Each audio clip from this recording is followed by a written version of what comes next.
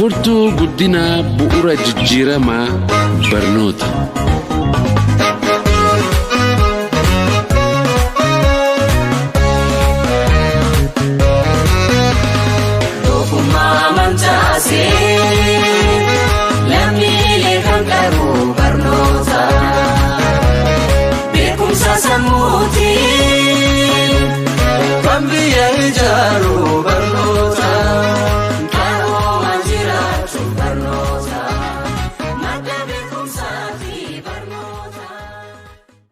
Ashama dhaggeeffatootaa fi daawwattoota Birmaduu Media nagaan waaqayyoo isiniif haa baay'atu.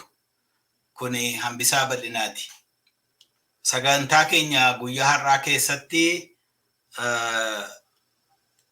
waa'ee qubee barreessuu afaan Oromoo ilaalchisee dhimma kanarratti kan xiyyeeffatee irratti marii goonaa. Marii kanaa fi guyyaa har'aatti keessummaa tokko keessummaa kanaan durallee Birmaduu Media irratti dhiyaatanii turan nama jabaa, nama ogeessa, nama qabsaa, nama hayyuu ta'anii keessummaa fudhadhee dhiyaadheera. Keessummaan keenya guyyaa har'aa Obbo Ibsaa Guutamaati. Obbo Ibsaa Guutamaa baay'een keessanii hin beektu. Nama Addis Ababa University keessatti yeroo Haile Sillaasee University yeroo jedhamutti eenyu lammiin Ethiopian kan jedhu walaloo tokko qopheessanii walaloo sanaanii hedduun hin beekamu. Isa booda immoo qabsoo Oromoo keessatti bara isaanii dabarsanii waggaa dheeraa fi gara waggaa 10 mana hidhaa turanii. Eega mana hidhaatii ba'anii booda immoo ministeera barnootaa Itoophiyaa ta'anii qubee afaan Oromoo akka inni afaan Oromoo barreessuuf ta'utti hojiirra akka inni oolu yuunivarsiitii keessatti mana barnootaa keessatti akka ittiin baratamu nama carraaqii guddaa godhanidha. Dhugaadhumatti guyyaa har'aatti isaaniin argadhee Birmaduu Media irratti isiniif dhiyeessuu danda'u kootti. Gammachuu guddaatu natti dhaga'ama, ulfina guddaatu natti dhaga'ama. Guddaan isaan galateeffadhaa. Utuun hin turin Obbo Ibsaa Guutamaa wajjiniin wal simbarsiisa. Obbo Ibsaa, nagaan waaqayyoo isiniif haa ta'u, baga nagaadhaan gara Birmaduu Media dhuftan. Galatooma naaf heeruu keessaniif deebiftanii. Baay'een isin galateeffadhaa. Amma waa xixiqqoo dha'uu yaaleera waa'ee keessanii yeroo Haile Sillaasee University jirtanii lammiin Itoophiyaa eenyu kan jedhu walaloo gaaffii kaasu tokko barreessaniittu. Eegasii booda immoo waggaa 10 mana hidhaa turtanii yeroo dargii kana keessa qabsoo Oromoo keessatti. Eegasii immoo mana hidhaatii gabaatanii booda ministeera barnootaa taatanii qubee hojiirra oolchitaniittu. Waa'ee isa kanaa walii wajjin haasofna. Garuu yoo afaan tokko lama daawwattoota keenya nagaa gaafattanii of ibsitanii natti tola. Egaa baga nagaa taatanii baga lubbuudhaan foddaa kanaan deemnee wal agarre. Egaa waan jedhamu qammalu Doktori dubbateera. Kana caalaa egaa waan inni ofimoo Oromoon gara caalu ofimoo hin beeku. Oromoon wal ofiin himu maaliif of jajjuu jedhama. Yoo of jajjuu of tultuu maaloo jedhama yoo ofimuutti ka'e. Kanaaf akkasumatti naa beekaati ani Ibsaa Guutamaati. Nama gara sayyoo kanaa dhufee sayyoo lixaa. Sayyoon iddoo baay'ee jira. Kaaba jira, kibba jira, lixa jira. Kanaaf Egaa kanumaan naa beekaa. Haa ta'u hedduu galatoomaa hedduun sin galateeffadha.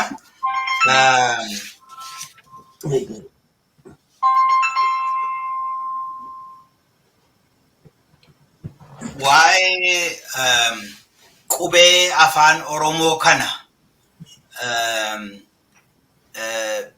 yeroo dheeraa namoonni Oromoonni yeroo baay'eedhaa fi afaan Oromoo barreessuu fi carraaqii godhaniiru. Isa fuuldura akkuma beeknu yoo seenaa keessa deebine afaan Oromoo kun dhoowwamaa ture.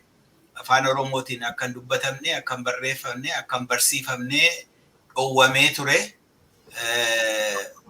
Garuu namoonni baay'een garuu afaan Oromoo kun akka inni afaan barreeffamaa ta'u, akka inni afaaniin duwwaa dhaloota tokko irra darbuurra darbee barreeffamaan beekumsi jiru, ogummaan jiru, akkaataan jireenyaa, akkaataan hawaasummaa, akkaataan siyaasa isaa akka darbu yaaliin godhamaa ture.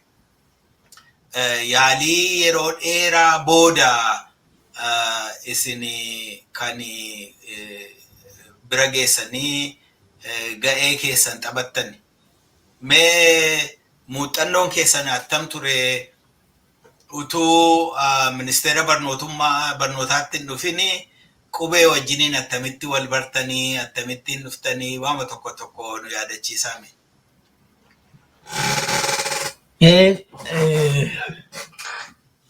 Afaan Oromoo kana hundumti keenya keessa deebinee ilaaluudha. Afaan Oromoo yoo afaan biraatiin wal bira qabanii yoo ilaalanii afaan qubee hin qabne hin fakkaatu.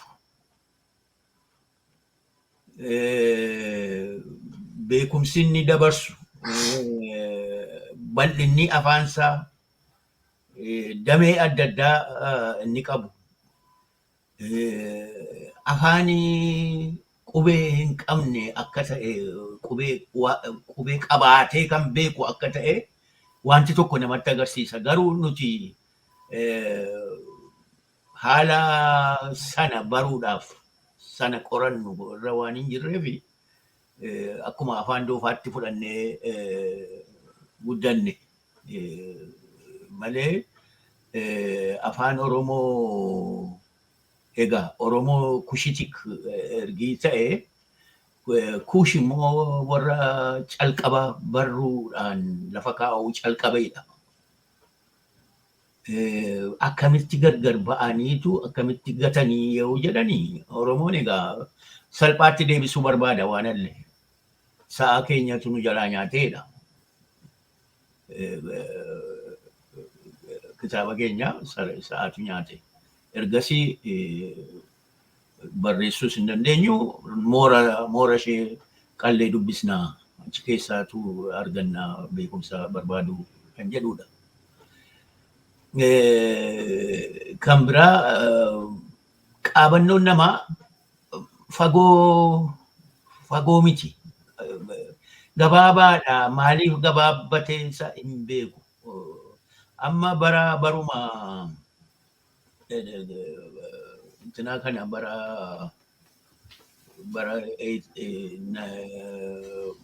19ffaa jaarraa 19ffaa keessa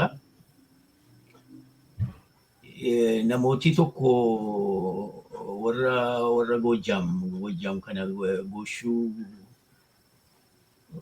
dhanatti fakkaata fi nama Jimmaa jiru nama Limmuun jiru Ibsaa jedhamu abbaa Bogiboo isaa waliin wanti qubeedhaan barreessanii walitti daddabarsan ture. Qubeen sun qubee afaan Amaaraa miti, qubee Arabaa miti, qubee nu beennu miti, qubee Faranjii kanas miti. Garuu namooti naannaa sanaa ba'ani. Amma hiriyoota koo naannaa sana jiran warra hiriyoota koo gaafadhe waan kana beektu jennaan hin beekanii dhagaaniyyuu hin beekanii. Roobinsantu aktaa Ethiopiyaa kan jedhu intinaa isaarratti baasee disaayifarii godhee achi kaa'e. hiikee achuma bukkeetti isa kanas bukkeetti kaa'ee inna dafnee irraanfanne waan kana kan isa caalu jiraa laata kan sana caalu jiraa laata kan jedhu gaaffii gara fuulduraa deebi'uudha wanti afaan Oromoo kun. Egaa ergasii kan nuyi agarru afaan Oromoo barachuudhaa fi afaan Oromoo qorachuudhaaf warri dhufanii hedduun isaanii alfaabeetii laatinii yookiin qubee laatinii itti dhimma ba'anii nu agarsiisaniiru. Mornoo Charulii fa'aa yoo ilaalle baay'eedha isaan kiraanfa fa'aa afaan Oromootiin barreessanii intinaa godhanii akkuma achi dabsuudhaan as dabsuudhaan yookiin tuqaa irra kakkaa'uudhaan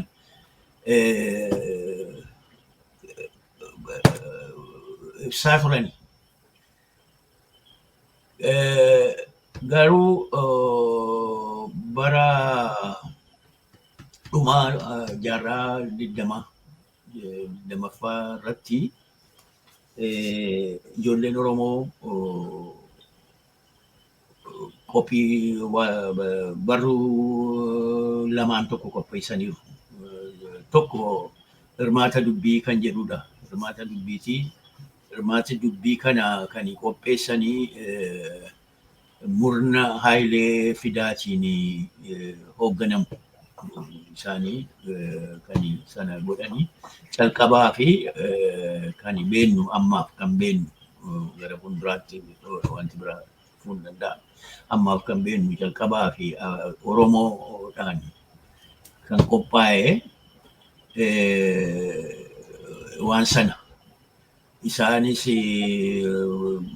tuqaarra kaa'uu jajallisuu qubee jajallisuudhaan kan Oromoo ta'e akka dhaafaa kapaafaa kana akka xaafaa kana barreessuu yaalanii isa calqabaati kan kana godhan. Isa duuba hedduun keenya gaa barasiin duras yaalla afaan qubee laatinii kanaan inuma yaalla iddoodhaa namni baay'eetu yaale.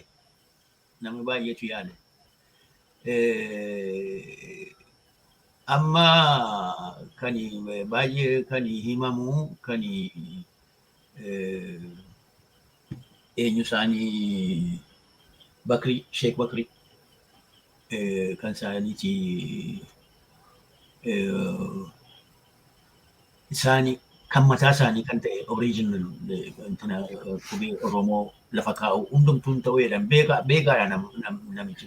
Afaan isa kan qubee faranjii kanas beeku, qubee Arabaas beeku, lamaanuyyuu afaan Oromootiif hin ta'u kan jedhuudhaanitu sana yaalanii.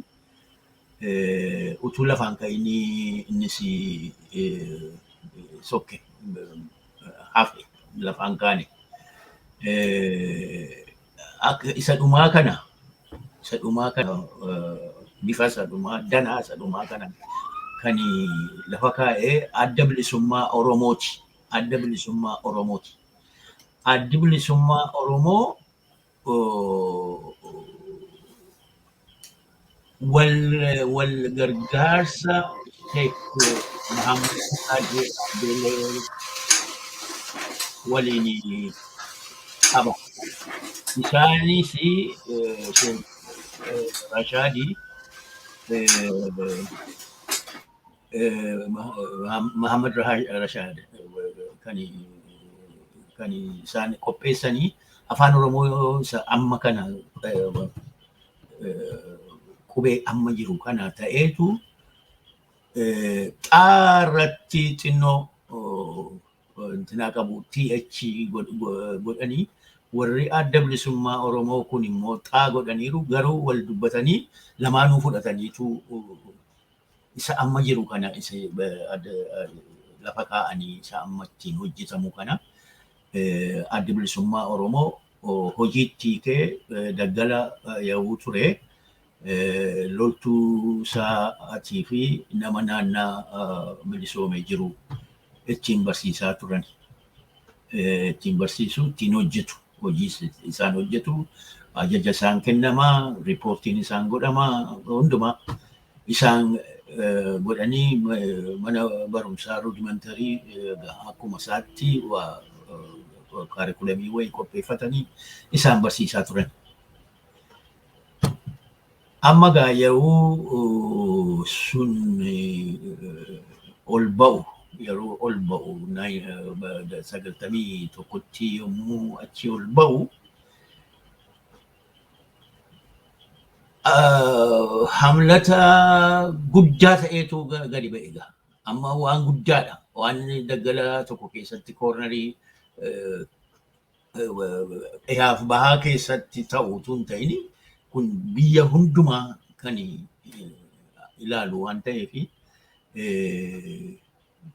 qophiinsaas waan baay'ee barbaada.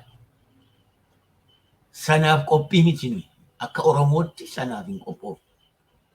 Garuu kanuma jaraaf qophaa'e, kanuma afaan Amaaraatiif qophaa'e ittiin barataa baane sana meeshaadhuma isaanii qopheeffataniini hojiirra oolchuun nurra jiraatu.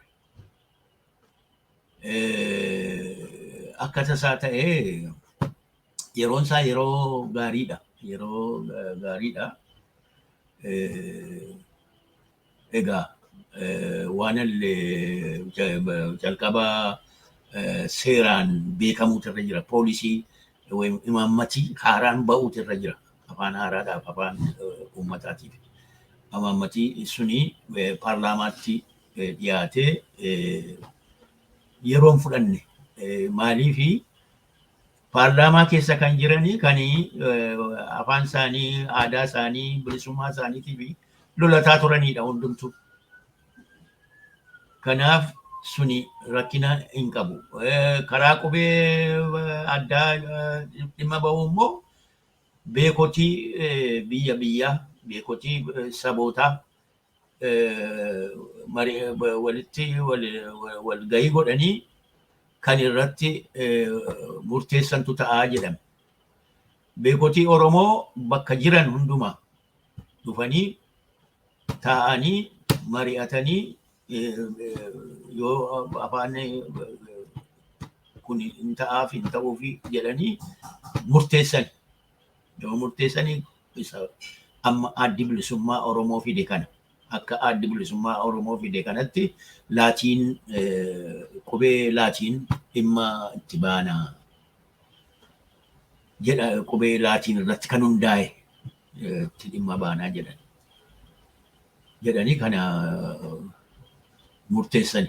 Isa booddee egaa hojii jalqabu hojii gara executive darbee ministeera barumsaa dhufee hojii isa jalqabne jechuudha. Kana amma yoonaatti kan hafe yoo jiraate ittiin guuta.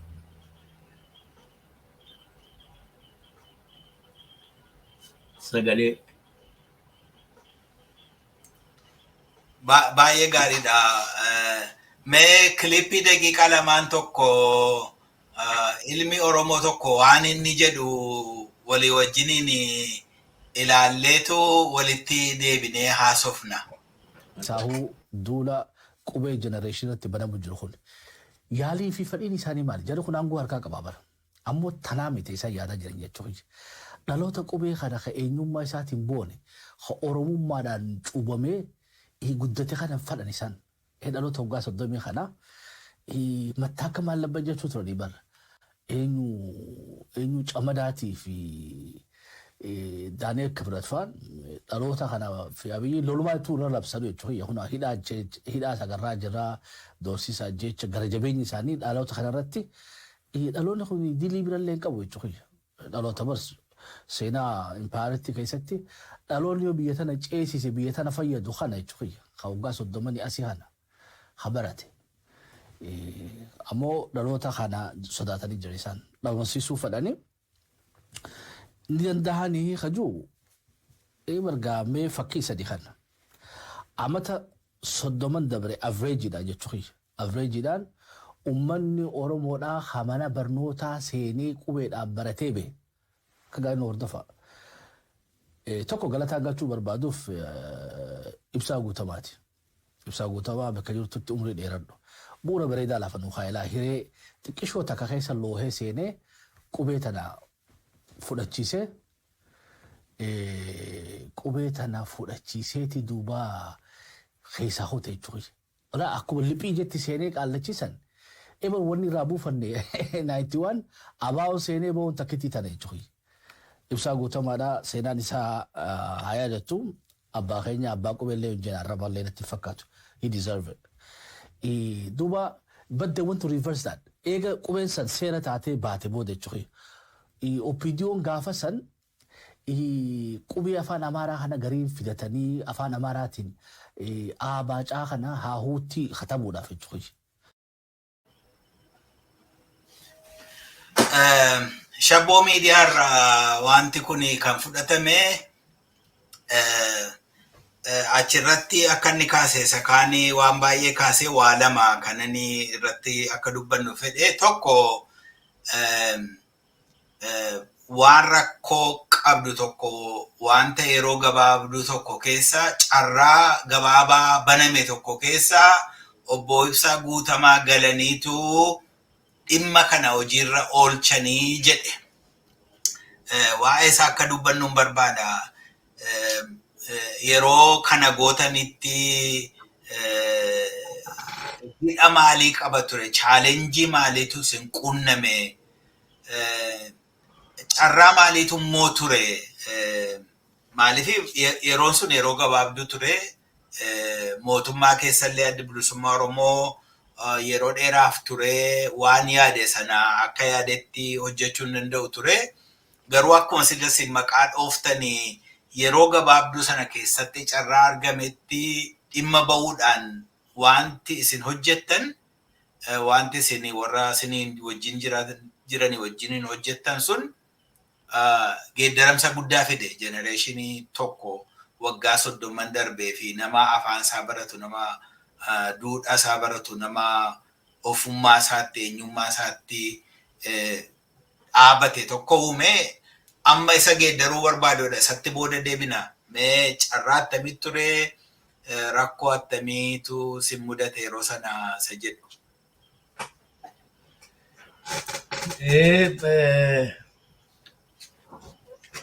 Kokosa gaggaarii namni amma dubbate gamasii dubbate jedhee fi dhangalateeffadhaa hojiima narra jiruuni fiixaan baase. Egaa yeroos rakkinni jiru haaraadha nuti waan keenya hojjetachuudha. Haaraadha an yeroo sana akka wanti kun hin turre nan ciicadhaan ture. Akka haalli sun hin turre. Kanaaf yeroon baay'ee mi'aadha. Waan halleef yeroodhaan dafnee yoo hojiirra oolchine malee nurkatti fashaluu danda'a kan jedhudha. Kan jedhu. Akka tasaa ta'ee gaaffii yoo dhiyeessinu beekotii fi ogeeyyiin biyya Oromiyaa kuni iddoo hallee, koornerii hallee, golee hallee nutti yaa'an gargaaruudhaaf, hundumtuu gargaaruudhaaf qophiidha. Hundumtuu bittaa amaaraa jalaa bahuudhaaf qophiidha. Ijoolleen immoo caalaa qophiidha. Ijoolleen afaan amaaraatiin hin barannu jedha. Ani ministeera barumsaati. Ministeera barumsaa pirogiraamaan hin deema maleessaa dhiibbaa adda addaa narra jiraachuun irra hin jiru. Garuu ijoolleen afaan amaaraa hin barannu jettee yoo afaan amaaraa barsiisanii lixanii gadi ba'uu kan jedhu riipoortiin dhufa iddoo hallee riipoortiin dhufnaani mee jarana obsaa ji'uma yartuu obsaa waggaasa dhufu afaan oromootiin barattu ammasitti naa obsaa kan jedhu ni dhaame. Jarjarsaadha jechuudha wanti isaa. Jarjarsaadha. Haala yeroo isiitiin jarjarsaadha. Warraaqa keessa jirra. Warraaqsa guddaa keessa jirra. Hubanne yoo taane malee. Kanaaf namoota walitti qabaman yuunivarsiitii, barsiisota yuunivarsiitii, barsiisota waa barii olaanaa, waa barii calqabaa hunduma keessaa warra fedha qaban keessaa hamma nu barbaachisu fudhannee hojii calqabuu dandeenya. Egaa bajetiin barbaachisaa, bajeta paarlaamaadha kan murteessu. Sanas yeroo siif rakkinni hin turre maaliif hundumatu afaan Tigreenis hin barbaada, Walaayittaan hin barbaada, Sidaamaan hin barbaada, achi keessa jiru hundumtu. Kanaaf waan hin gaafadhu dafaniitu naa baasanii naa erganii ministeerri horiisii amma kana biirokraatikiidha baay'ee garuu dafee waan barbaannu nu hayyame. Egaa ani anjaan an qabu muuxannoo kooti.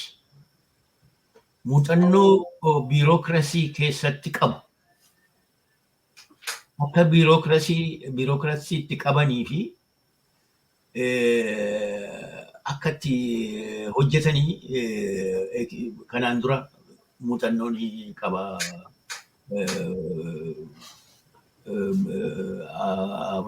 Abraajaa Sadaaris ta'eera. Mircaa boordii keessas waggaa tokko hojjedheera. Ministry of Communication geejjibaa fi quunnamtii keessatti sadarkaa adda addaatti hojjedheera. Maaneejarummaa Road Transport Administration jedhamuu fi ምክትል ሚኒስቴሪ yookiin ቋሚ ተጠሪ jedhamu beeksii maganaanya keessa hojjedheera. Kun ekspiriyeensii guddaadha. Biirokraasii wajjin diilii gochuudha. Kanaaf carraa guddaadha jechuudha naaf. Yeroon isaa immoo kennaa kan ta'e yeroo burjaajii ture. Yeroo iddoo hallee namooti mana hojii isaanii keessa ari'aman, ministirii hunda keessa ari'amanii ani asii akeeka waan qabnuuf akka hin jeeqamneedha kan hin barbaade. Akka namooti achi keessa jiran, ogeeyyiin achi keessa jiran, ogeeyyiin biyya jiran hundumtuu achi ministirii of education jiru. Akka hin jeeqamnee fi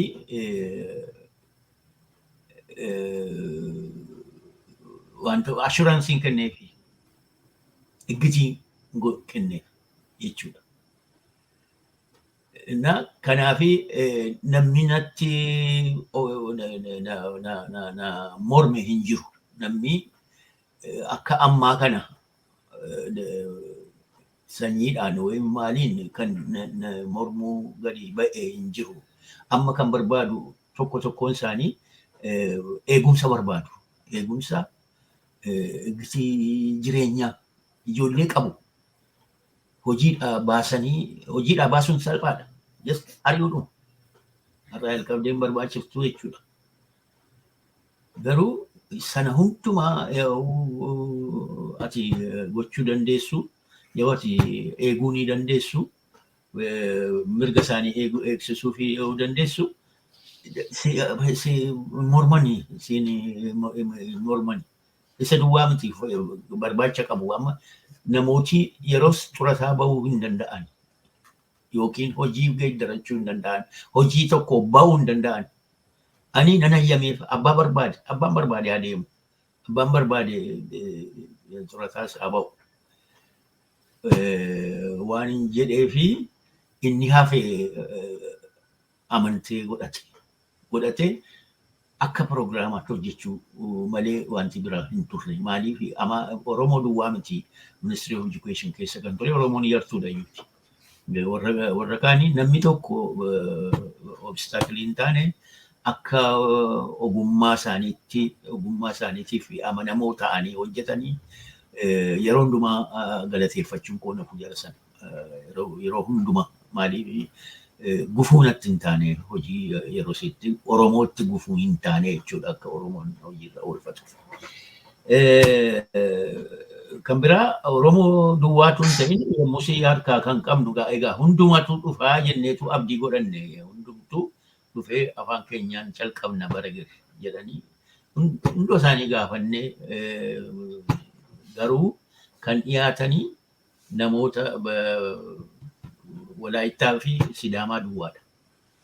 Egaa amma Oromoo Walaayittaa Sidaamaa dhaan jalqabe. Oromooni baay'eedha. Namni barates baay'eedha. Kan naannaa jirus baay'eedha. Kan nutti birmates baay'eedha. Ijoolleen Walaayittaa yartuudha. Ijoolleen Sidaamaa yartuudha. Afaan Oromoo warri tuttumeen kun sheettaay piraayitarii fa'aa afaan Oromoo kan beekan hin jiranii maannoo afaanii Walaayittaa afaan Sidaamaa kan beekan hin jiran. Afaan Oromoo beekan iyyuu warri Oromoo iyyuu afaan Oromoo beekan iyyuu kanaan dura afaan Oromootiin hojjetanii hin beekan. Garuu xiiqii waan qabaniif warra tiimtii warri barreessitu kuni warri tuttumeen kuni kan Walaayittaas kan Sidaamaas garaa qulqulluudhaan hojjetan. Baay'ee of eeggannoodha waan barreessanii warri ogeeyyiin beekotii Walaayittaa fi Sidaamaa itti kennanii sirriitti barreessanii sadanuu kana Oromoos fiixaan baane akkuma ta'etti fiixaan baane egaa utuu kana gochuu baanne teknikii baay'eetu jira wanti afaan hiikuu duwwaa miti kan nuyi goone afaan keenya iddootti ergi gargar facaane ollaa keessaa kan wanti qoqotii guddifanne jira. Ergi gargar baane afaanuma waliin beennu kan ceera godhan jiru kan saalfii kan hin saalfatamne kan ta'an jiru. Hundumaan beennu.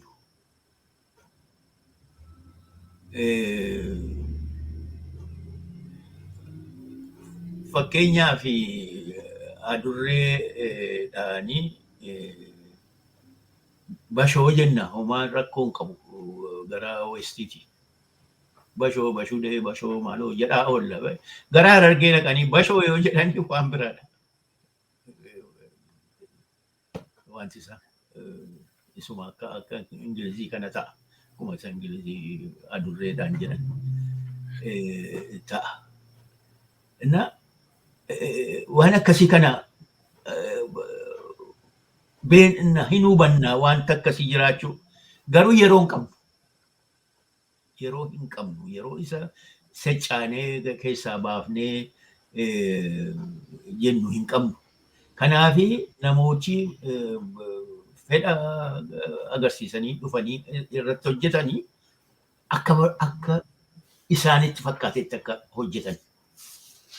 responsibility fudhatanii abbaa'ummaa fudhatanii akka isaanitti fakkeessatti isaanumti wal gaafatanii isaanumti wal namaa galaa kun jedhanii isaanumti akka godhanii gooneessa. Kanaafi akaakuurra lakkoofsa barbaanne lakkoofsi akka dafee hundumtuu hojjetamuu barbaanne isa kaan yoo ittaanne carraa argannee fi wal qixxeessinaa jenneetu itti seenne wanticha akkana keessatti namooti Sidaamaa paarlaamaa turanii Sidaamaa fi Walaayittaa Sidaamaa Walaayittaa keessa atoo wandimuu mutii kan jedhamanii natti fakkaatu atoo wandimuu natti fakkaatu Sidaamaa keessa ammoo Beetanaa Teessoo fi Wadamaaniil Dubbaalee guyyuu ijoollee isaanii biraan hafan turan.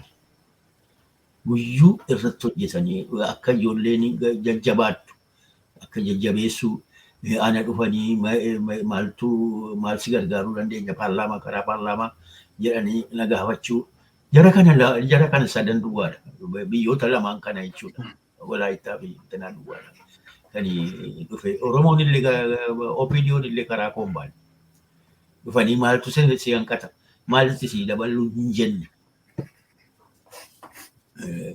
kanaani keessa hulluquu dandeenye hin jedha. Kanaaf yoo jiraate gaaffiidhaan hin deebisa. Baay'ee fayyaa ta'a dhugaadhumatti Waaqayyo sana eebbisu. Akkuma sila shabboo miidiyaa irratti jedhe namoonni baay'een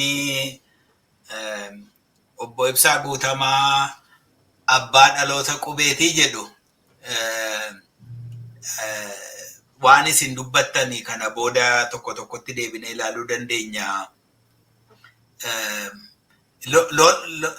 Amma gabaabsettanii lola filattanii lola sakamtu dursuu turre jira sakamtu teellaatti hafuu danda'a buruu danda'a isa kamtu amma ariifachiisaadha inni kun immoo hubannaa sinsila jettan irraa kaataniitu yeroon kun dheerachuu dhiisuu danda'a yeroo gabaabduu ta'uu danda'a yeroo gabaabduu kana keessatti dubbii isa cimaa ta'e dubbii isa kaan caalaa dubbii isa gubaa ta'e jedhamti Oromoon dubbii isa gubaa ta'e hojjenna isa jedhu kanarraa dhaabbattanii hojjettanii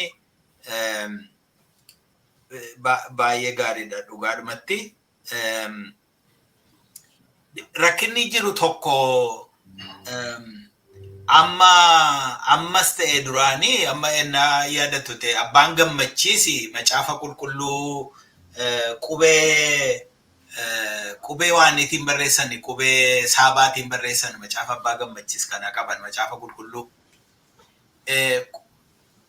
Isuma isaan qubee saabaatiin barreessan kana jabanuma keessan keessaa 50moota keessaa 40moota keessaa biyya Wallaggaatti gubaa turanii mootummaan akka inni nama bira hin geenyeef isuma kanaan.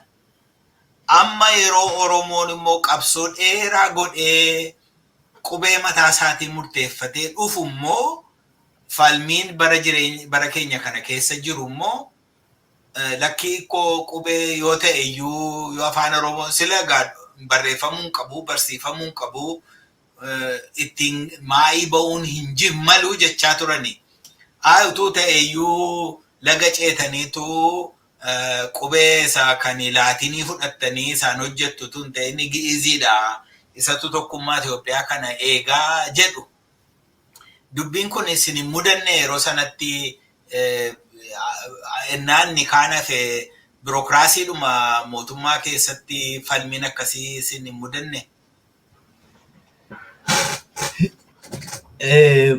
Birookiraasii keessatti tun ta'ini namoota beekota jedhaniitu dhufanii na tuttuquu yaalu. Ilaa akkuma duratti jedhe afaan ofiitiin barachuu kan jedhu waan addunyaan beekeedha. Daa'imni tokko afaan haadhaatiin barachuutu irra jira kan jedhu tureera argii fudhatamee Itoophiyaanis farramteetti kanarratti. Garuu namni hin beeku namatti hin himne afaan ofiin barachuu nafee afaan tokko duwwaa qabna hundumti keenya jedhan. Afaanichaan wanti tokkoyyuu hojjetamuun irra jiru jedhan. Macaafa qulqulluu Onesimoos kana akka ittiin hojjetamne iddoodha gubanii iddoodha najajanii akka ittiin lallabamne afaan Oromootiin akka lallabanne afaan Oromoo duwwaa kan warri dhaga'an warri amantee dhaga'an yoo jiraatanii afaan Amaaraatiin kan hiikuu bira dhaabbachuutu irra jira yookiin dura afaan Amaaraatiin lallabanii isa booddee afaan Oromootiin immoo lallabu. Afaan Amaaraatiin kan lallabanii namni isaan dhaga'u hin jiru. Garuu seera afaan Amaaraa qilleensa keessaa akka hin banne hunduma caaluunsaa akka mul'atuu fi afaan Amaaraatiin lallabuutu irra ture jarri. Egaa kan akkuma jedhe carraan yeroon kenne ayyaanni yeroon nuu kenne ijoolleen Tigree warraaqtuudha. Isa uma haaluu hin dandeenyu. Nu duran dhaabbanne. Isumaan dura kan ture dargiin yeroo Hamiid Muddee yeroo bariisaa raanii godhaa ture sana dura mataa isaa keessa kan ture qubee afaan Oromootiin barreessu ture. Garuu hin didame. Waggaa 17 dura jechuudha sana dura waggaa 17 dura. Warri kuni hin ayyaman. Warri kuni warra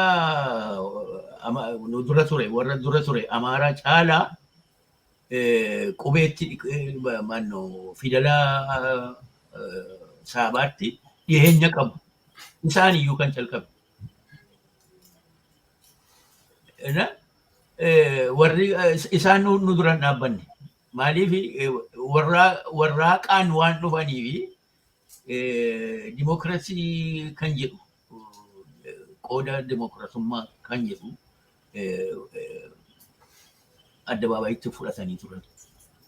Kanaaf isaan nu duran dhaabbanne. Isaan nu duran dhaabbanne taanaan immoo eenyuyyuu isaa gadittiin isaan jala dubbatu hin jiru. Kanaaf irra haannee jechuudha wanta. Garuu beekota jiru. Beekoti kun warra akkamiiti?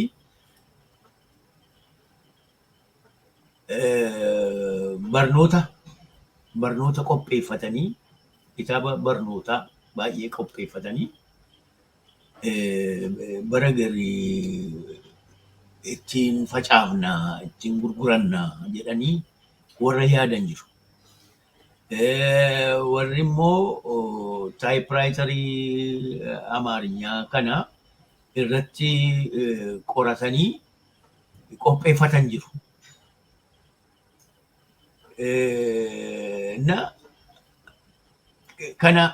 Jara kanatu dhufee seenaa maaliif jal'iftaa yoo jedhanii seenaa kana hin qabnu seenaa warra akkasii kana keessa hin qabnu waa'ee fidalaa seenaa hin qabnu waan nu ta'uu filanna jedheetanii deebisa. Amma maanguddoon tokko kan baay'ee baratanii cinaa kana qubee warra Ibraayistii kana qubee Arabaa kana qubee maaloo kana qubee Saabaa kana fidanii taabileetitti fidaniitu kun koo gita warra kanaati. Gita warra kanaa kan ta'e kana attamitti balleessitaa. Anu jedhanii gita isaanii wal bira warri gitummaadhaan dhaabbatanii dhaqanii dhaabbatan. Nuun ilaalu dubbii. Nuti Oromoodha. Nuti Oromoodha humnaan qabamne koloniidha. Waa'ee seenaa Itoophiyaatii wajjin waan qoodan hin qabnu. Yoo jaallanne wajjin jiraanna yoo jaallanne waliin hin jiraannu. Kanaafi kana akka waanani seenaa kanaaf dhimmamu seenaa sanaaf madaa'uu wayim dhiigu itti ilaaluun isinirra jiru. Jibba qabdaa jedhu. Jibba Amaaraa qabdaa. Jibba Amaaraa ana Amaaraa akkamitti jibba hiriyooti koo gara caalu yoo lakkaa'ee Amaaraa. Hiriyooti kanan qabu. Jibba waan jedhamu miti. Qajeeltuudha justice. Qajeeltuudhatu hojiirra oolchuun nurra jira. Jenneetu kan jedhudha. Murni kan biraa immoo kan dhufu Oromoo akka koo ammaa kana dulloomanidha.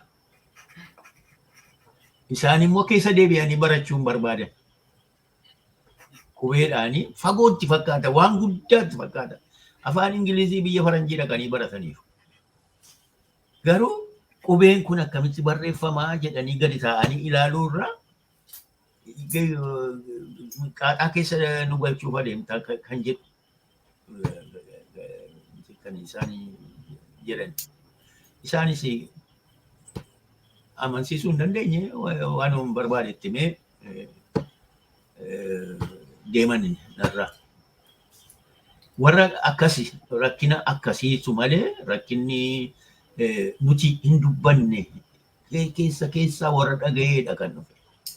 Warra qaxaroo fudhatee na bira dhufu warra keessa dhagaye malee nuti akka hin dubbanne hojjechuutti jirraa maalootti jirraa hin jenne.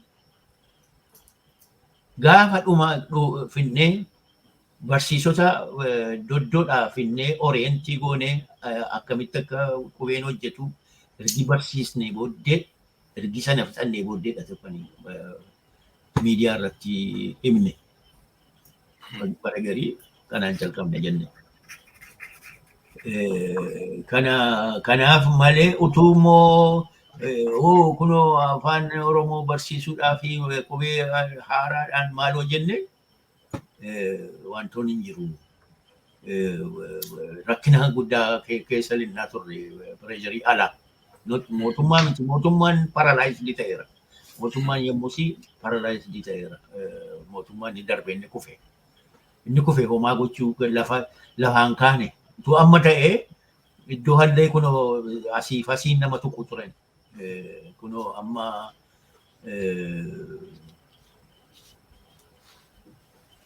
waan godhan barbaadu wal ga'anii asii iddoodha golee hallee walitti ga'aniitu beekoti isaanii road map jedhanii karaa yaayyoo karaa jedhanii waa qopheeffatanii turanii harkatti bushaayee fakkaata shelfii irra kaa'anii deeman. Amma isa shelfii irraa buusuudhaafitu nama haaraa itti godhataniiru. Nama Oromoon jaallanne. Injiraatu hiidha isaanuu. Amma namni baay'een akkas nu gochuudhaaf maaloo maal. Injiraatu isaanuu. Isaan injiraatu jennee mataa keenya keessatti namanna taanaan kufneerraa jechuudha nu mataan keenya. Sirriidha kun. Nuyi ofii keenya kuffisuudhaaf kan nuyi itti jirru. Yoo jiraataniif nu mo'atanii jechuudha. Nu mo'atanii egaa achuma iddoo keenyatti nu deebisu jechuudha. Malee namni amanuu kanatti waa godha jedhanii namni haaraan yoo shoomame waa godha jedhanii yaaduuni bocoqa ta'a doddoodha.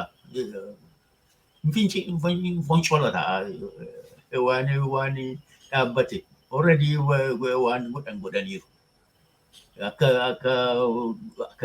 Akka guddachuun misuun irra jirutti misne afaan keenya.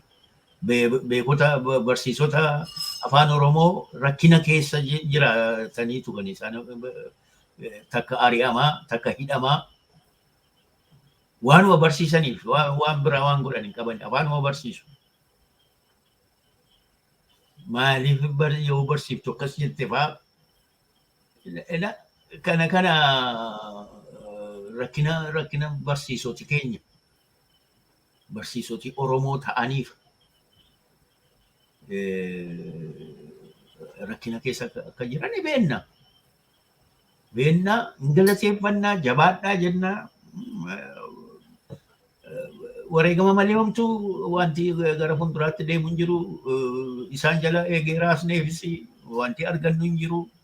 Sanuma deebi'ee hankeenya fagoon gahu isaanii wajjin fagoon geenyu. Yoo ofiin dhaabbannetu fagoo geenya. Yoo ofiin dhaabbannetu waa buufna, waa goona jennee yoo fudhanne wayyaa. Nuti namooti keenya, namooti nu birmatan, baras birmatan, namooti guddaan kanaan dura waan baay'ee hojjetan. Akka amma namni maqaa Dr. Xilahuun Gamtaa kaasuu jiru. Dr. Xilahuun Gamtaa dikshineerii isaa yoo qopheessu gidiraa meeqa keessa darbe? Gidiraa meeqa? Arrabsoo meeqa? Doorsisa meeqa? Keessa darbeetu achi gahe. Namichi kuni isa kanaaf carraa argatee dhufe. Isa kana karaa qabsiisuudha. Carraa nama argateedha. Namni yeroo egaa nama hundaa maqaa kaasanii hin danda'amu. Namooti keenya baay'eedha. Kitaaba hidhaa seexaa jedhu amma elektiroonikiidhaanis maazeenii maalirra elektiroonikiidhaan intarneetii irra jira. Achirra footograafiin isaanii jira. Namooti baay'een namooti barsiisan warra kana warra gurguddaa warra yuunivarsiitii ta'e warra haayiskuulidhaa fi intinaadhaa dhufan doktoroota maasteroota baachelaroota warri kun footograafiin isaanii ta'etti kaa'uu yaaleera. Warra kudhaan mannuudha warri kun warri amma abbaa qubee yoonaan jedhani narrifadha. Maaliif warra sana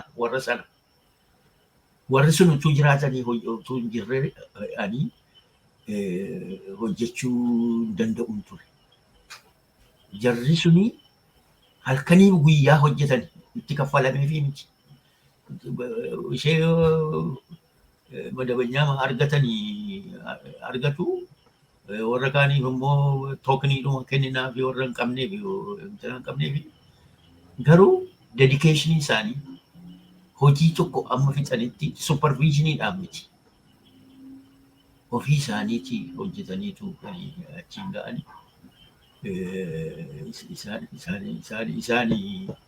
Isaanii kan uummata kanaaf guddaa oolan jedheetanii fudhadha. Hedduun isaanii immoo naa wajjin mana hidhaa turan.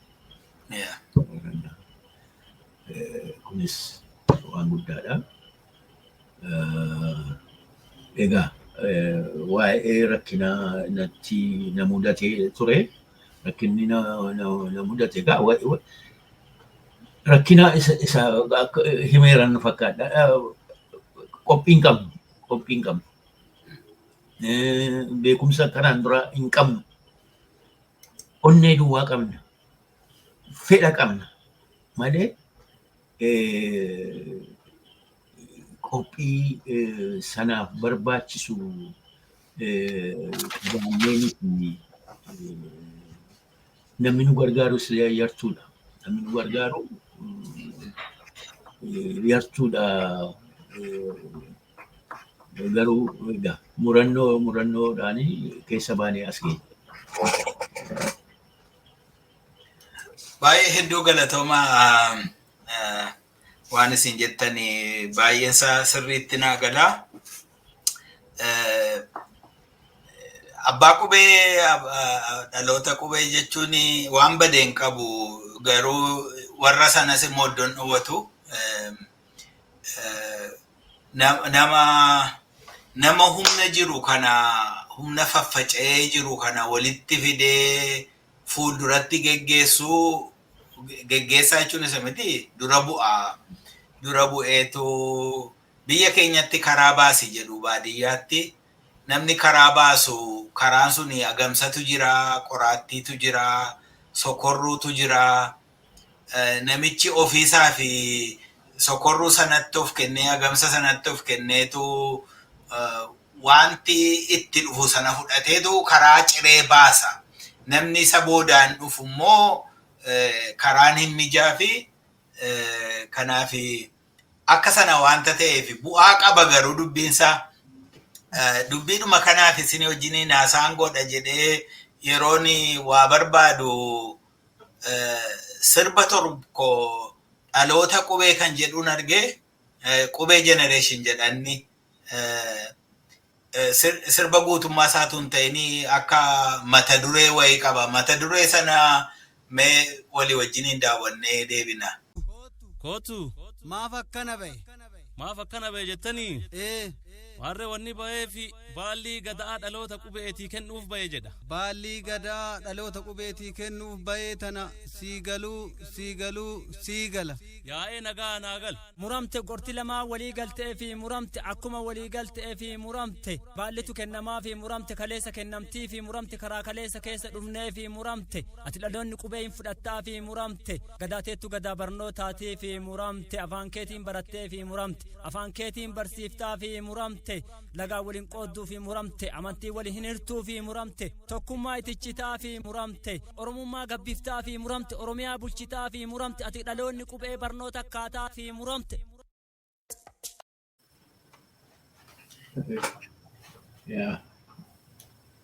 Kana gaa dubbiinsaa dubbii qabsooti isuma sila jettani. Maaliif bara dheeraa fi nuyi warri barattoota fidalaa kan turre adda adda nu hirani akka nuyi of wallaallu akka nuyi of hin beekne akka nuyi isa kan keenyaa dhiifne kan namaa duukaa deemnu of ta'uu akka dhiifnu nama biraa ta'uu akka barbaannu akka of wallaallu aadaa keenya akka wallaallu akkaataa jireenyaa keenya akka wallaallu lafa dhuftee keenya akka wallaallu lafatti waraabamne lafatti cinne akka nuyi wallaallu gochuuf yaaliin godhame. Inni kun immoo carraa kenne. Akka namni of gaafatu, akka namni ilaalu, akka namni qoratu, akka afaan isaan baratu, akka ofitti deebi'u, akka lagaan waliin qoonne akkuma namaa jedhu, akka amantiidhaan waliin qoonne, akka iddoo dhalootaan waliin qoonne isa kana carraa kenne. Kanaafiti inni kun ga'een isin taphattan suni ga'ee guddaadha. Waan itti isin dabaltanii mee maal agartanii jechi kun maal isinitti fida inni mata duree inni sirbaa kun? Egaa sirna seera Oromootti Oromoon seera jaallata. Seera afaan Amaaraatiin seera inni jedhanii seera kanarraa fudhatameedha kan beekamu. Maaliif Oromoon waraana deemuudhaaf odaa jalatti ol argeetu seera mura.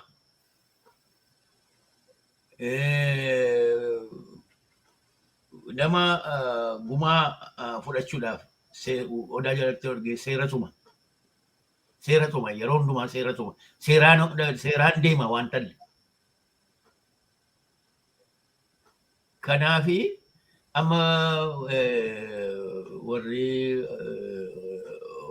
bineensota kuni murree seera kanaan jila kanaan bultaa kanaan jettaa kanaan maal goota yoo jedhanii seera muruu isaaniiti kana fudhatta kan jedhu. Seera muruudhaaf seerummaan qaban ta'a sirbituu ta'u ta'a akkuma jedhame. Garuu waan itti dhaga'amu kana kaaduun dandeessu seerri murameera qubeedhaan barattaa qubee facaastaa jedhanii seera tumuu isaaniiti. Seera tumuu isaaniiti. Kun egaa mataa nama hundaa keessatti seera ta'ee jira jechuudha. Seerummaa isaati ilaalu. Sirbanii, haa boo'anii seerummaa qubee. Qubee alatti seerri qubee wanti seera qubee alaa seera akka hin qabne. Fidalliin nu biratti seera akka hin qabne. Alfaabeet nu biratti seera hin qabu. Qubee yoo ta'e malee. Qubummaadhaanitu hojjenna, qubeedhaan hojjenna. Jedhanii hundumtuu mataa isaanii mataa namaa keessatti galee jira jechuudha. Kun guddina guddaadha jedhee kan ilaalu. Baay'ee ulfaadha. Sira yeroo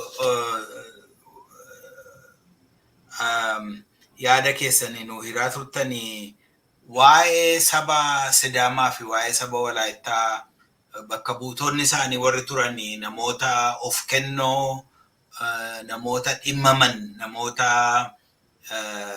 afaan isaanii deebi'ee akka dhaabbatu gochuu fi Oromoo wajjiniin immoo dhufanii namoota dhaabbatan. Dubbiin kun gara fuulduraattis deebinee seenaan dhaga'e irraa yeroo hin beeku amma obbo Waldamaanuweel warri jedhamanii Maccaaf Tuulamaatti miseensa turanii jedhan. Namoota qabsoodhuma Oromoo kana keessatti hireen keenya galiin keenya galii Oromoo wajjin wal fakkaata hiree Oromoo wajjiniin deema.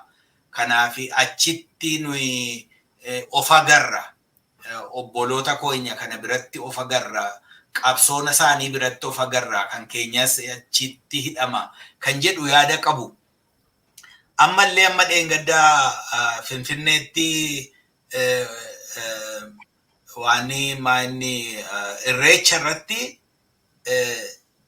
saba akka sabaatti gurmaawanii warri Sidaamaas bakka buutonni mootummaadhuma sana keessaa iyyuu warri Walaayittaas bakka buutomtu iyyuu dhufanii argamaniiru Oromoo biratti isa sanarratti.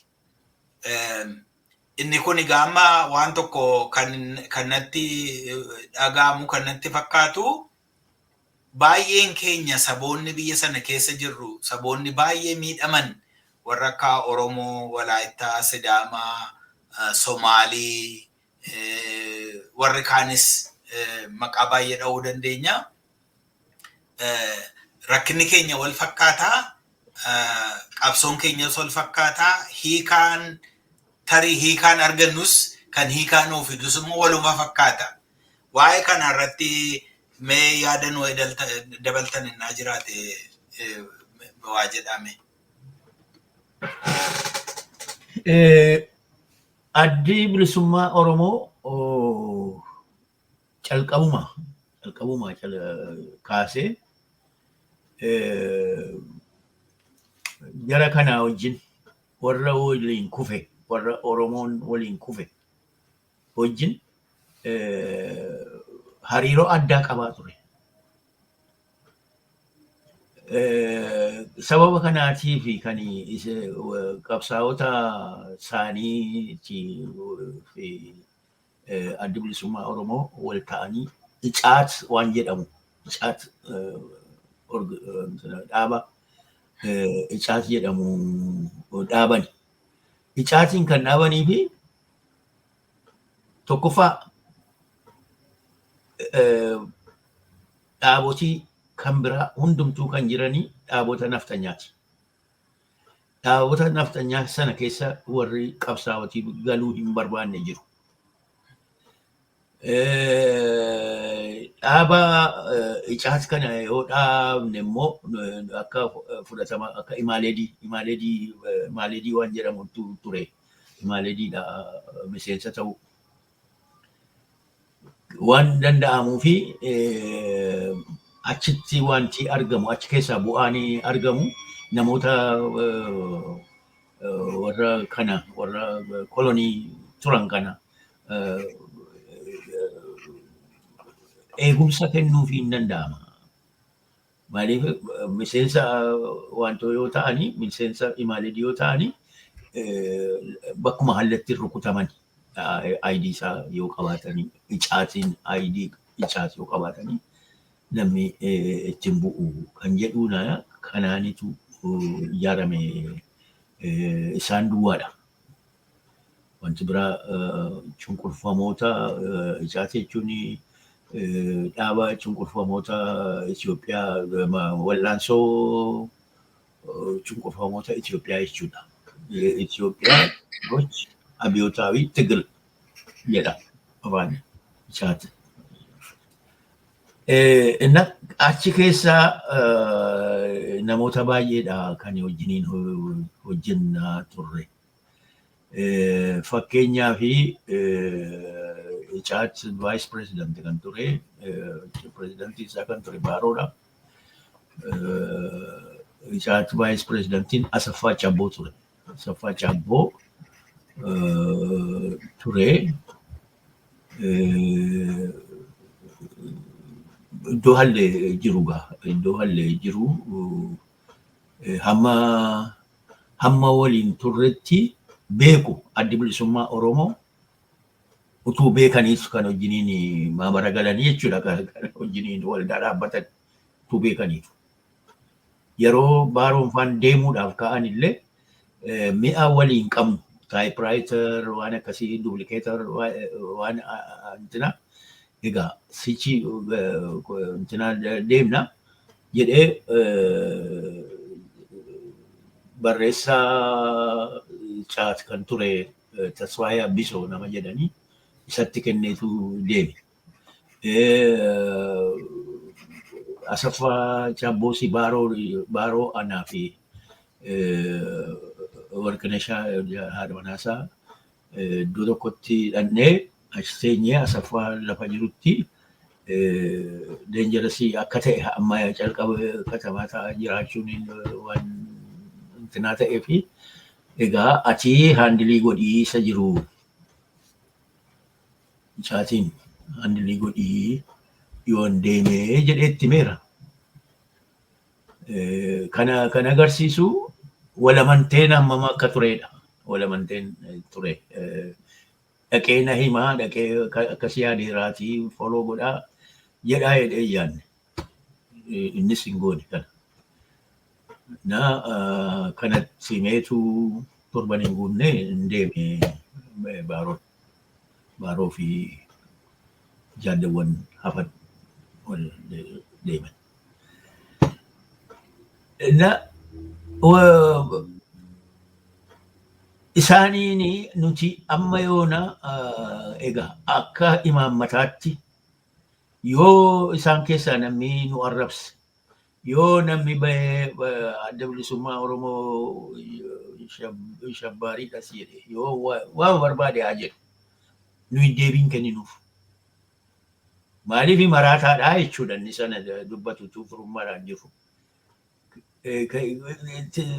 Waan isaan bu'aa qabuuf malee waan isaan gadi qabu adda bilisummaa Oromoo takkaa dubbatee hin beeku takkas waa'ee isaanii hin beeku.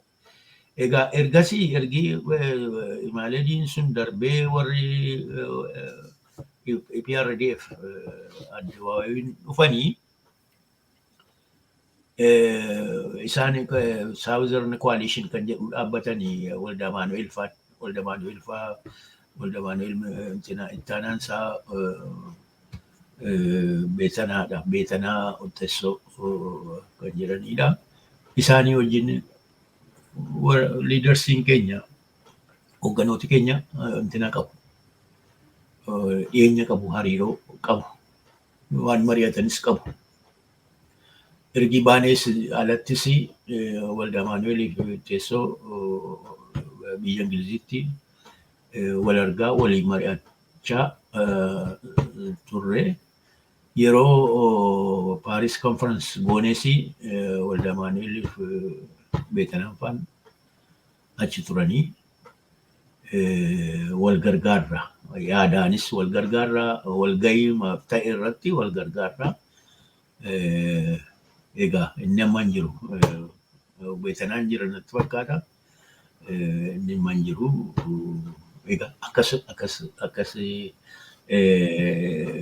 deemna. Sidaamaa wajjin immoo firummaa siistamiin keenya tokko.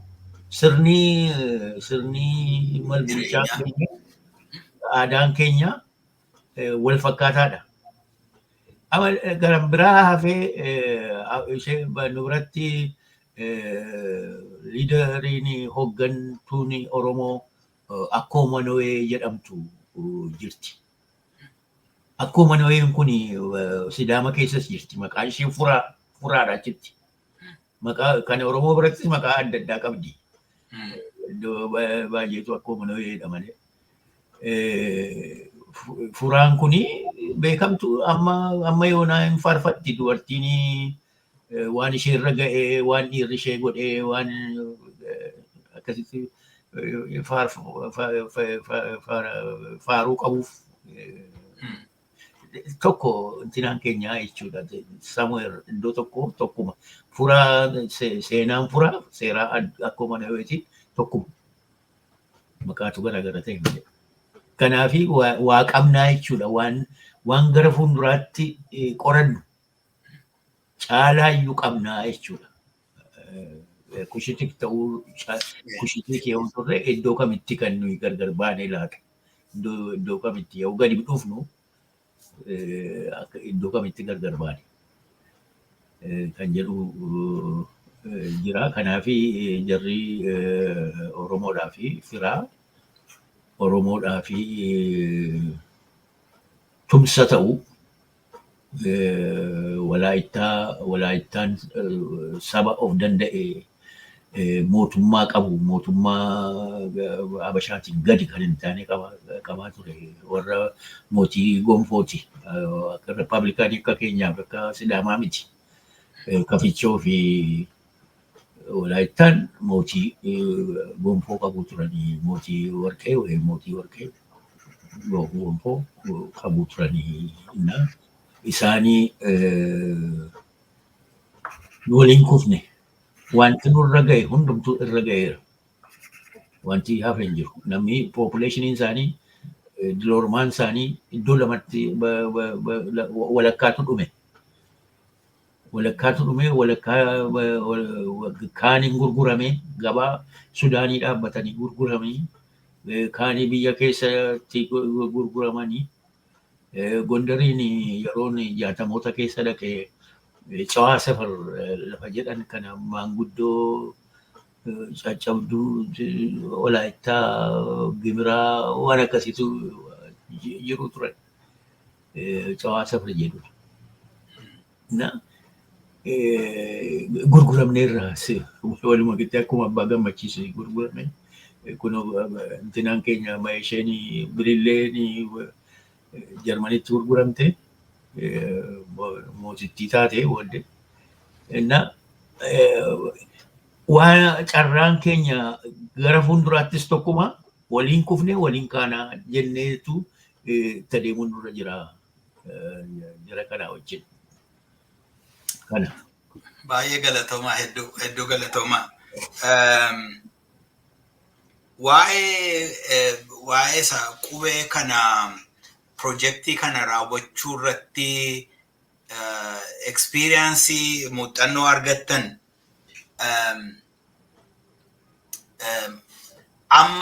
amma fakkeenyaaf dhimma biraa dhimma akkas fakkaatu dhimma biyyaaf maayii qabu tokko dhimma biraa raawwachiisuu keessatti muuxannoon achi horannee kan addanattis dabarsineetti gargaaramuu dandeenyu maali jettu tokko isa.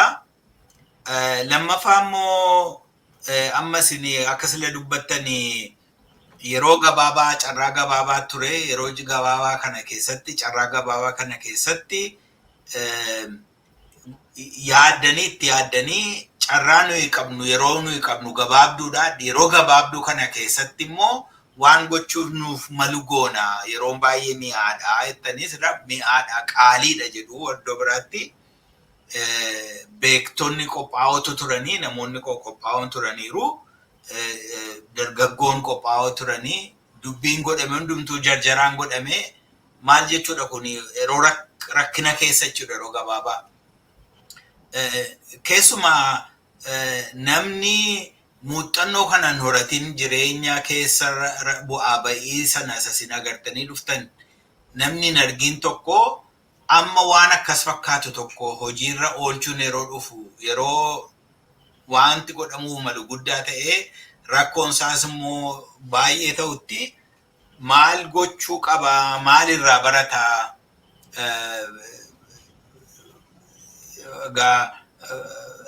dhaloota qubee kanaa dhaloota ijoolleewwan keessan ta'anii dhaloota qubee kanaa maal gorsitu akka abbaatti maal ittiin jettu isa jedhudha waa lama gaa maal barannee dhimma biraa keessatti finneessa kana maal itti maa hubachuu dandeenya dhaamsin ijoolleewwan kanaaf qabummoo maal jettu.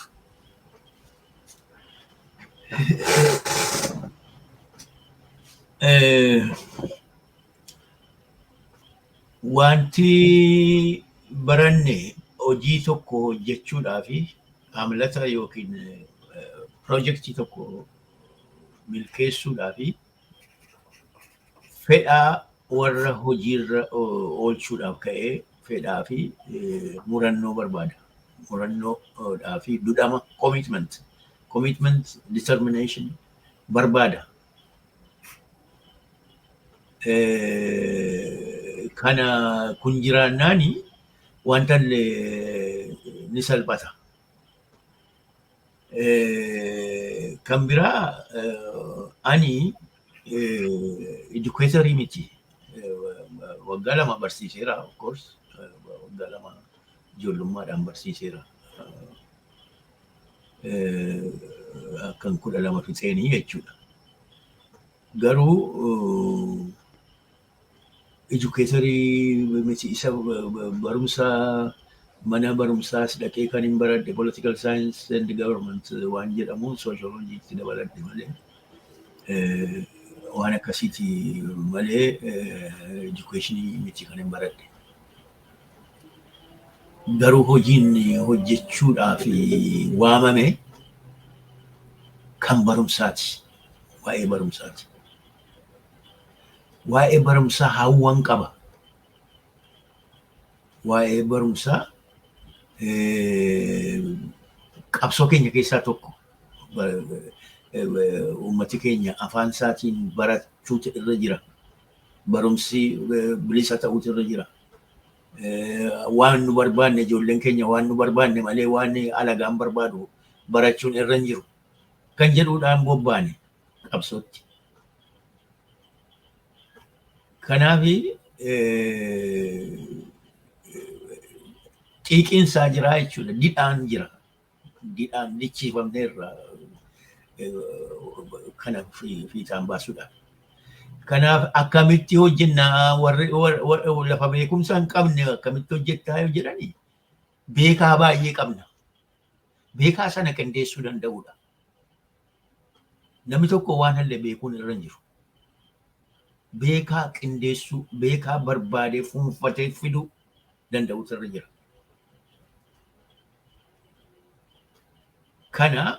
Kanan baradhe. Maaliif wanta sirrii deeme, sirrii nuu deeme. Wanti tekstii qopheessuu,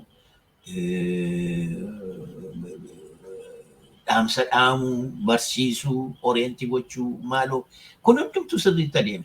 Maaliif namoota beekantu jira achi. Ankaraa sanaa wallaalaadha.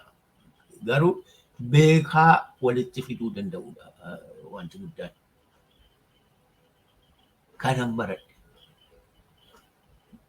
Warri kaanis waan akkasitti yoo bobba'anii namni hundumtuu akka waan hin beekne beekanii beekaa barbaadanii irratti walitti fiduudha, qindeessuudha kan jedhudha kan inni baradhe sana keessaa. Kan ijoolleedhaa fi kan hin gorsu yookiin kan inni timu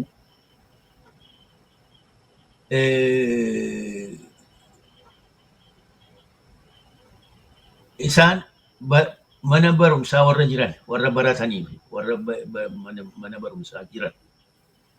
Warri mana barumsaa jiran waa barii calqabaatii jalqabee hamma sadaffaatti sadarkaa sadaffaatti warri jiran hundumtuu addunyaa wajjin kan isaanii dorgoman.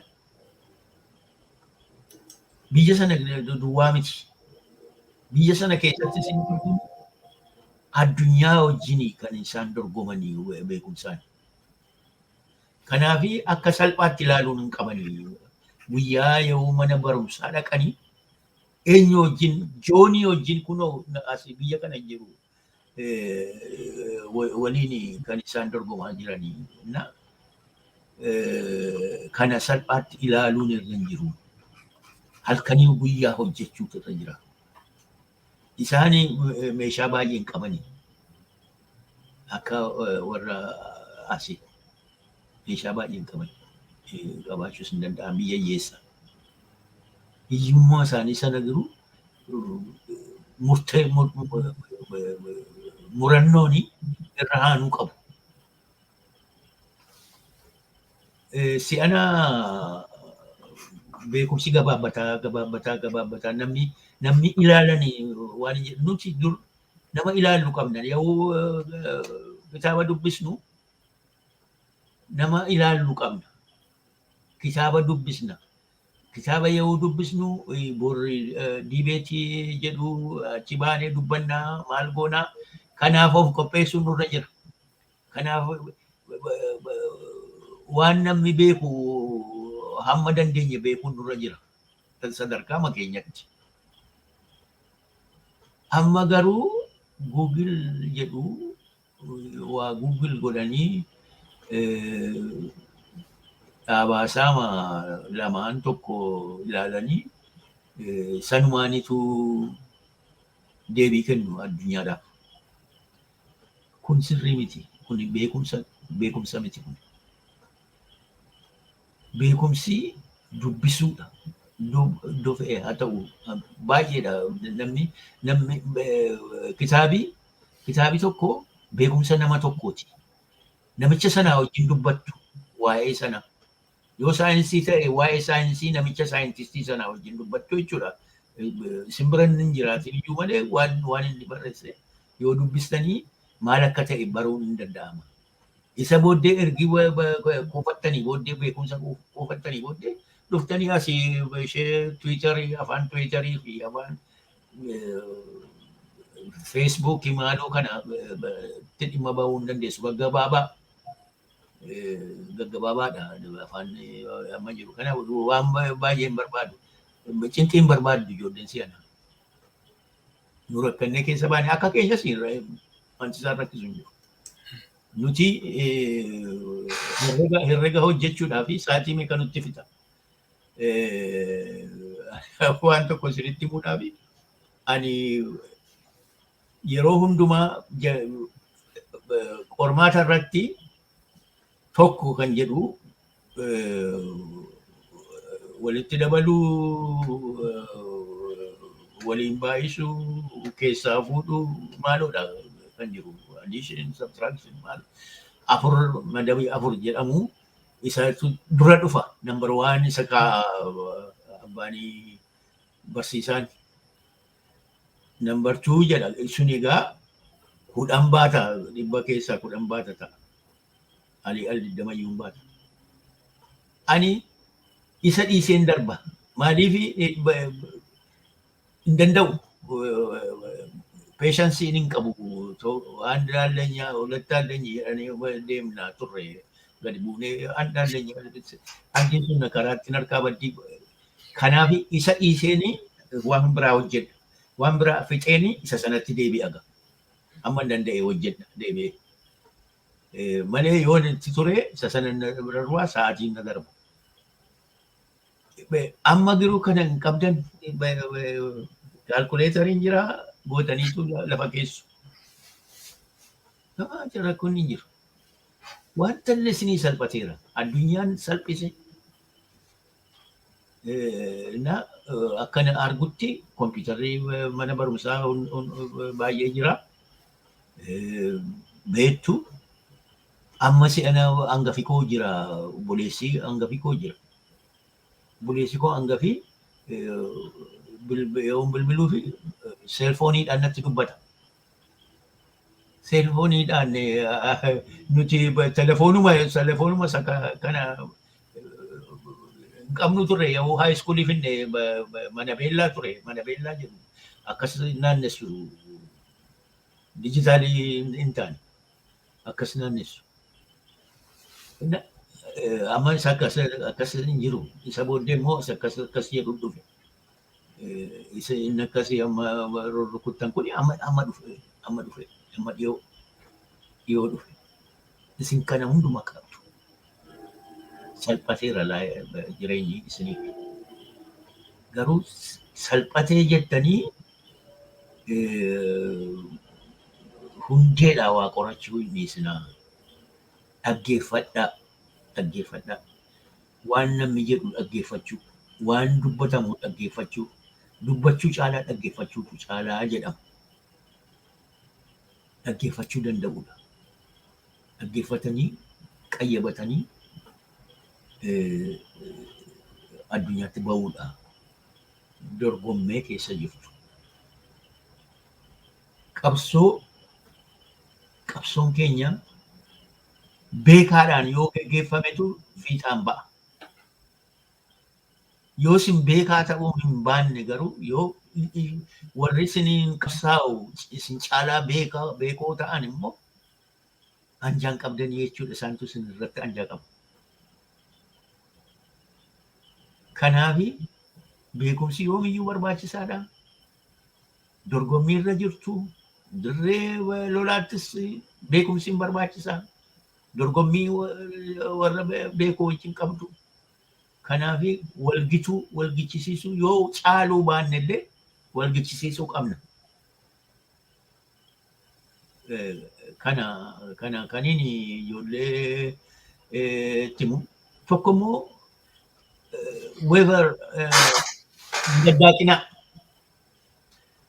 hin daddaaqinaa. Waa tokko lafa kaa'adhaa hamma dhumaatti fiixaan baasaa. Daddaaqinaan isa kanas hin dhabdu, isatti daaqxanis hin dhabdu. Kanaaf yoo murattan yoo bilisummaa barbaaddu bilisummaa akka namaatti namni bilisa ta'utu irra jira. Bilisa dhalate namni. Yoo bilisa dhalatu lafa ga'eetu kan isaan cunqursaatti ka'an. Kanaaf bilisummaa dhalootaa sana mirga dhalootaa sana ulfeeffachuudhaa fi jabina keessan barbaada. Asiifachuu taaluu keessan miti. Akka Oromootti dhaabbachuun Oromoo kan biraa hin jiru. Akka Oromootti dura yoo dhaabbattan amma namooti irratti namoota baay'eedhaan wal lolaa turre adda bilisummaa Oromoo Itoophiyaa Dimookiraatessinee keessatti gaaffiin keenya deebii argataa jedhanii turan. Nummoo lakki impaayirri yoomiyyuu hin dimookiraata'uu jenne. Lamaan keenya iyyuu qabsoo irra jirra maqaa Oromootiin. Oromoodhaaf qabsaa jirra. Kana teenyee dubbachuurra ilaameedhaan yoomi akkamitti akkam maal wayya jenneetu dubbachuu dhiifneetu dhagaa walitti darbanna. Utuu ilaameedhaan dubbanne dura Oromoo taanaa waliin jenna. Oromoodha miti maal ammayyuu Oromoodha miti jedhu ta'a. No, Oromoo miti. Oromooni tokko ta'ee humna yoo qabaate isa keessaa yaadii adda addaa boquu danda'a. Humna yoo qabaanne akka Oromootti yoo dhaabbannee diina keenya dura dhaabbanne waliinii jabaanne of ijaarree hidhannee dammaqnee jechuun of barree akka Oromootti of barree yoo dhaabbanne yoo humna taane eenyu wajjin dubbachuu hin dandeenya. Isa booddee Itoophiyaa Dimookiraatessi yoo barbaade abbaan barbaade humna qaba. Of duubaa humna qaba, dubbee qaba. Kanaaf itti bobba'uu danda'a.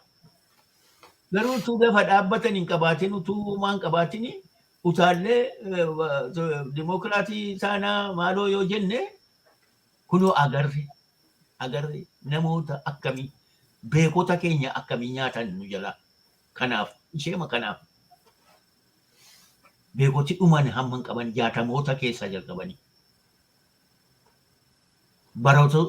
Nama tokko barsiisuudhaaf waggaa baay'ee kooleejii fichisiisuudhaaf waggaa 16 fixa yoo xinnaate.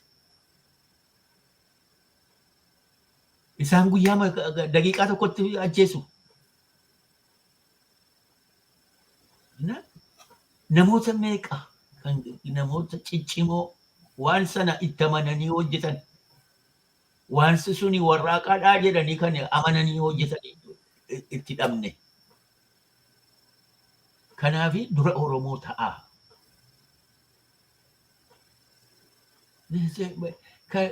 Utuu Oromoo taaneerra ta'e hundi Oromummaa keenyaan utuu dhaabbanneerra ta'e waliin dhaabbanne isa booddee yaadaan gara taane namni nutti bu'u hin jiru. Maaliif Oromummaa keenya qabna ka. Oromummaa keenyaan wal fuuna dhaabbanna. Innaa egaa yoo akkasitti ilaallu ta'e eessayyuu hin geenyu. Kanaaf jabaadhaatii Oromummaa keessan cimsaatii isa booddee waan barbaadan ta'uu dandeessu.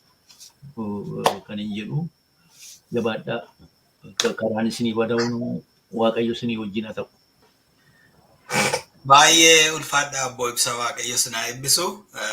Guddaan isin galateeffadha. Barnoota baay'ee qabna kana keessaati akkuma isin jettanii namnis akka inni qalbeeffatu abdiin qaba. Tokkoffaa dadhabbii tokko malee qabsoo malee jireenya keessatti waan akka ittiin tola namaa dhufu hin jiru. Eenyuufiyyuu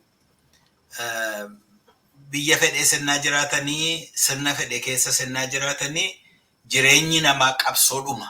Jireenyi namaa dadhabbii gaafata, dhama'uu gaafata, itti yaaduu gaafata, itti abbaluu gaafata.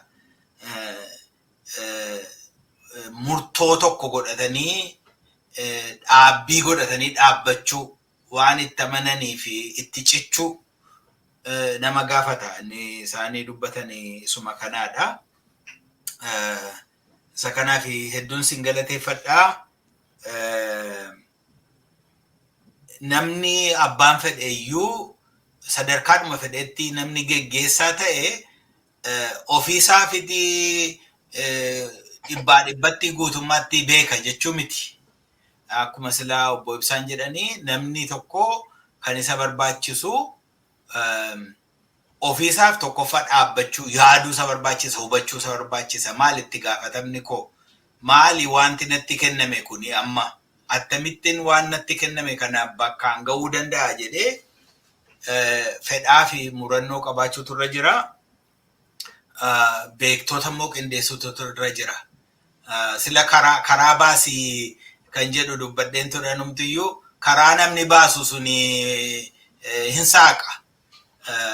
Akka namni biraan immoo bal'iseetti godhutti humna qindeessa humna kanati akka inni hin facaanetti walitti harkisa. Isa sana gochuun akka nu barbaachisu biyyi lafaa kuni xinnaatteetti guddina teknooloojii irraan kan ka'e amma addana teenyee naquma tokkotti biyya lafaa kanaa iddoo hundumaatti naqa tokkotti quunnamuu dandeenya. Waan biyya lafaarra jiru guyyaa irraa wanta ta'e tokko daqiiqaa 15 keessatti wanta iddoo biraatti ta'aa jiru hundumaa isaa dhageenya biyyi lafaa kun xinnaatteetti. Eega biyyi lafaa xinnaatte immoo akkuma sila Obbo Ibsaan dubbatanii dorgommii nuyi goonu ollaa keenya wajjin mini akka durii mana keenya duwwaa ollaa keenya duwwaa miti. Dorgommii kan goonu biyya lafaarratti immoo yoo humna godhannee dhaabbachuu barbaanne murannoo qabaachuun nurra jira. Waan barbaannu beekuun nurra jira. Waan barbaannu sana bakkaan geewwachuuf immoo dadhabuun nurra jira. Biyya lafaarratti namoonni baay'een beektonni baay'een birmadummaa koo yookiin du'a jedhanii du'aniiru. Ani birmaduudhaan hin dhaladhee, birmaduudhaan jiraadhee, birmaduudhaan darbaa isa jedhu. Nutis birmadummaa keenya kanaa guddaa ta'uusaa amanuu nurra.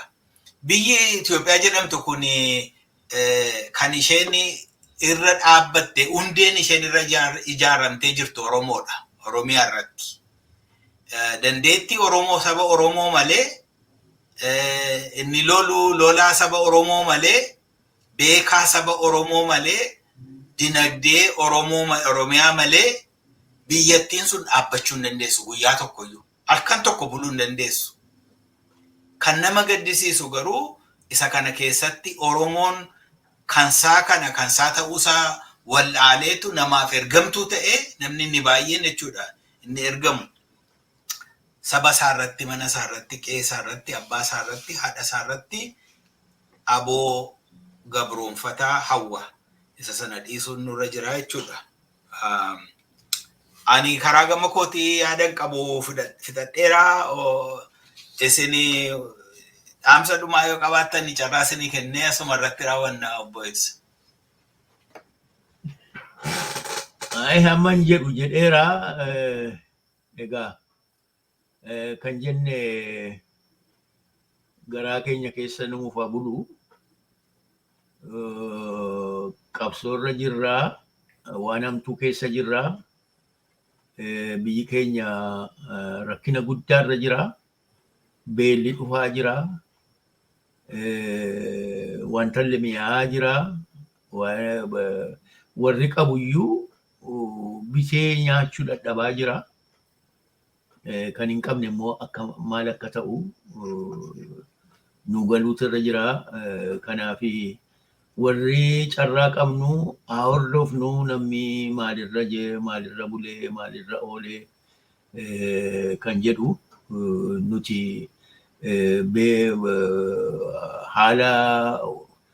haala waaqi uume yookiin haala uumaa duwwaatu hin ta'in haala namni nu uumeenis rakkina keessa jirra amma si'ana. Dhukkubii golfaan inni COVID jedhan kunis nu jarjarsaa jira. Lola guddaarra jirra. Karaa qawweedhaanis lola guddaarra jirra. Garamitti ba'aa hin beennu milkiin akka baanu warri maanguddooni kadhaadhuma kadhachuudha malee waan biraa isinii gochuu hin dandeenyu. Kanaafi rakkina kana keessaa bahuudhaaf quba wal qabaadhaati keessumaa wal harkisaa baasaa malee bor maal akka ta'u iftaan maal akka ta'u haala hin beekamne keessa jirtu nuti biyya bilisa keessa jirra. Ofirra mil'annu nama barbaada namni maaloo ta'a jennee intinaan jennu kan keessan jiruu ijoolleen keenya dhumaa jirti. Mana hidhaatii baasanii ajjeesaa jiru. yoo jedhanii dhageenyu garaatu nu dhiiga. Garaatu nu dhiiga. Waan goonu bineensa nutti erge akkasiin godhamu yoo namni namatti balleesse seera qaba. Seeraani kan namichi adabamu, fannifamu, garafamu malee seeraan ta'utu irra jira. Seeraa alaa mana hidhaatii baasanii nama ajjeesu, lafa ciisanitti dhaqanii nama ajjeesu, maal fiduudhaaf, maal dabala. Qashibir naci shibir jennee bara dargii wal fitne, maal daballe, maal arganne, warri shabbaran maal ta'e dargiin meessa ga'e. Kanaafi eessayyuu kan hin ga'amne bara nuti mootii Haile Sillaaseedhaa jalqabnee jiraanne keessa hojjennee jiraanne keessa amma yoona garuu homaa hin geenye Haile Sillaasee waggaa 50 moo'ee isa booddee homaa duubatti hambisuu hin dandeenye. Maaliif innis nama hacuucaa ba'e. Kanaaf homaa gochuu intinaan taane dargiin nama fixe. Garuu maaliif fixe? Homaa isaaf hin buufne. Isaafis hin buufne biyyattiidhaafis hin buufne. Ihaadegiin ni jedhamus dhufee namoota keenya baay'ee fixee hin taaneef innis milxiqinnaa ta'e. Milxiqinnaa isa caalaa bineensa ta'e. Kanaafi wal dhaggeeffadhaa hamaa keessa jirra. Wal dhaggeeffadhaa wal gargaaraa keessaa ba'a. Kanuma namni Oromoon namatti wanti Oromoo kun kan nama dhibu amma yeroodhaan biyya baay'ee agarreerra, seenaa baay'ee dubbisneerra. Gantuun jirti. Gantuun tokko yoo hin lama haala tokko keessa kan jiru. Oromoon hoomaadha. Hoomaadhumatu dhaqee diinatti gala. Maali jaranaa? Maaliif maqaan baduun hin jiruyi, safuun hin jiruyi. Warri kaan maaliif calma jedhanii firoota isaanii ilaalu. Hoomaadhaan akkamitti dhaqee namni diinatti galaa jedhanii maaliif ilaalanii jennee of gaafachuun nurra jira. Kana rakkoon Oromoon qabu bara goobanaati jalqabee amma yoona hoomaadhumaan dhaqee itti gala. Gantuun jennu maal jennu maqaa maal kenninuuf. Isaan hoomaadhaan dhufanii immoo Itoophiyaa mootummaa Itoophiyaa keessa wattaaddara loltuu Itoophiyaa keessa bulcha Itoophiyaa keessa kan jiranii hundumtuu bilisummaa namaa ukkaamsuudhaaf qophaa'uudha. Kunnoo Tigree dhaqanii kan lolanii maajoritiin garri wayyabii Oromoodha. Yoo Walaayittaa loluu dhaqame wayyabii Oromoodha.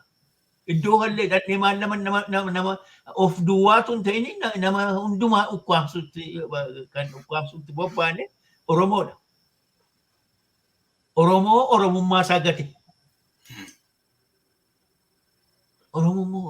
Oromummaan kun waan guddaadha. Oromummaan beekumsa. Oromummaan walqixxummaadha. Oromummaan qajeeltuudha. Akkas ture silaa seenaa keessatti kan beekamu Oromoon. Amma garuu ukkaamsaa namaa, ukkaamsaa Oromootu Oromoo ukkaamsa. Oromootu nama hundumaa ukkaamsa. Ofiif jedhee miti garuu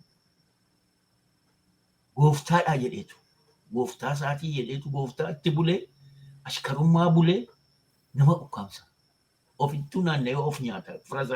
Firasaa nyaata foonsaa. Kana dhiyoo dhaabna. Mee mari'adhaa firootii mari'adhaatii dhaabaa. Kanumaan jedhaa galatoomaa na dhaggeeffachuu keessanii fi warri na afeertanis galatoomaa guddadhaa kana caalaa deemaa jennee kana abdanna isiniif hawwi keenya akka guddatanidha warri Birmaduu haa ta'u baay'ee galatoomaa Waaqayyoo isin haa eebbisu ulfina godhadhaa Waaqayyoo isinii wajjiniin haa ta'u daawwattoota keenyas hedduun galateeffadhaa waan kanarraa waan baay'ee barattu jedhee dhumarratti waan isaan kaasan kuni dubbii cimaadha tokko kan ilaaluun nuuf malu ammumallee taanaan biyyi suni kan biyya Tigraay irratti bobba'een dhaqee ajjeesa dhaqeen fixa kan inni jedhu humna mataa isaa nuti hin ta'in humna Oromoon cabsuu barbaada. Gidduu kana namni hoduu duukaa bu'e waraana bilisummaa Oromoo irrattis waraana mootummaa Tigraay irrattis labsii guddaan humna haaraadhaan kan isaan jedhan itti bobba'ee jira. Kun hundumtuu humna eenyuun ilmaan Oromoon. Inni kun Oromoon amma yoomiitti lola isaa waan hin ta'in keessatti dhaqee qoraan ta'ee gubata. Amma yoomiitti nama biraaf du'a. Amma yoomiitti mana isaatti deebi'ee haadha isaa, abbaa isaa, obboleettii isaa, obboleessa isaa qaanessuu fi salphisuu fi gudeeduuf, ajjeesuuf amma yoomiitti ofirratti bobba'a. Isa kana hundumaa itti yaaduun barbaachisaa natti fakkaata. Obbo Ibsaanis isa kana dhaamsa isiniif dabarsanii hundumti keessan fayyaa ta'a. Waaqayyo isin haa eebbisu. Yeroo torban dhuftu immoo sagantaa biraan walitti deebina. Nagaa Waaqayyoon jiraadha.